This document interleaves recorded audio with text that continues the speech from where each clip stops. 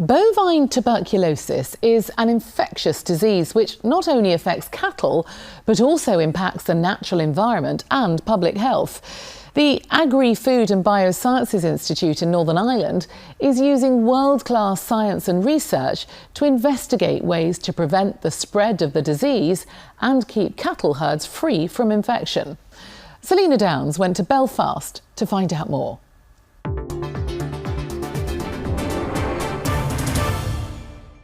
Another day, another outbreak. A calf has tested positive to bovine tuberculosis. The animal has had to be slaughtered, the farm has had to close, and agricultural production has ceased. It's an epidemic costing farmers, the government and taxpayers tens of millions of pounds each year.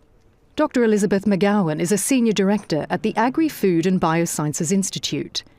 AFBI is recognised internationally as a centre of excellence in bovine tuberculosis research. AFBI is very much at the forefront of research with regards to bovine TB and working with other universities across the UK and into our own government and into the DEFRA government, working with our collaborators to establish how we can manage bovine tuberculosis. So through next generation technologies to understand its transfer from wildlife to livestock and vice versa, and indeed then modelling up how we could potentially reduce its transmission. Much of the research is done here at AFBI's laboratories in Stormont. Dr. Adrian and his team have started using whole genome sequencing to study transmission of the disease, which is caused by the bacterium Mycobacterium bovis, or M. bovis. We're only looking using the old technology at 8 sites of the bovine genome. So genome sequencing gives us the ability to look at all 4 million letters of genetic code in the M. bovis genome.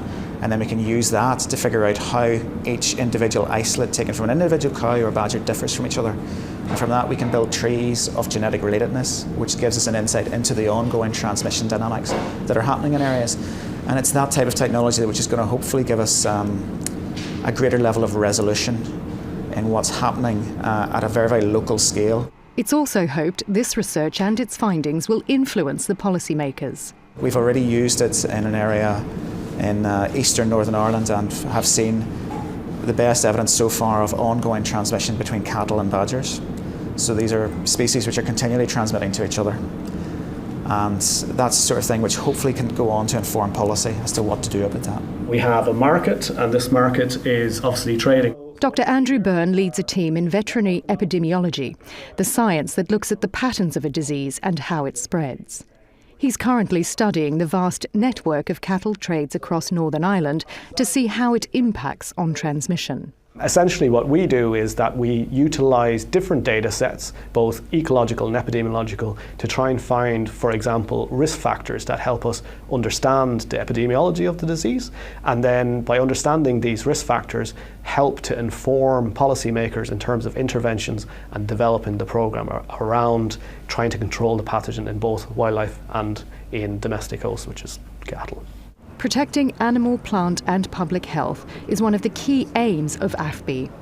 David McCleary is head of bacteriology and says another major global challenge to the agri-food industry is resistance to antibiotics, which play an essential role in veterinary medicine and animal welfare.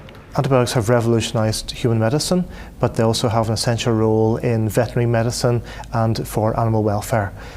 The challenge is whether that impacts on resistance spreading through food chains. So the work here is very much to help to promote animal health, to promote animal welfare, but also to make sure that the responsible use of antibiotics underpins everything that we do.